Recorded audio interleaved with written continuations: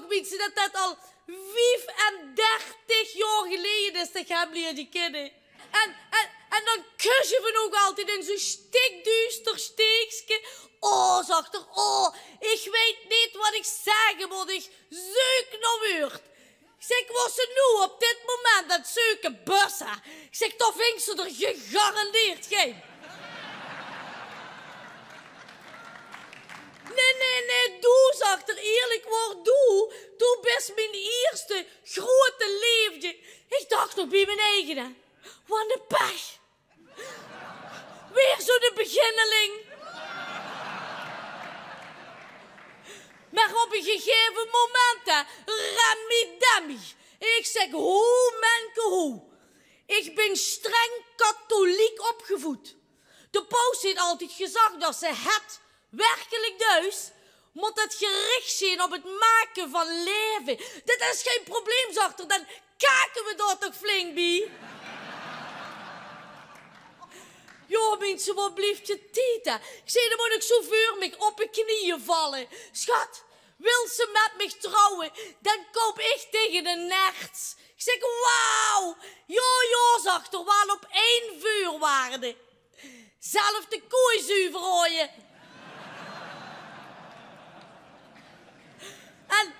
En onze eerste huwelijksnacht, mensen, laat een stuk eerlijk zijn. Dat wordt ook het moment suprême. Dat voor mij was stroenzaad.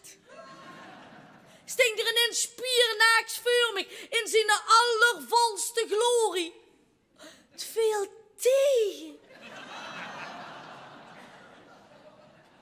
Het deed zich de hen op een ruk. Het noemde een aanloop. Ta-ta-ta-ta-ta-ta. Vloog door mij van zaterdag toch paf tegen de morenboeg. En wat denk je? Alleen de naast kapot.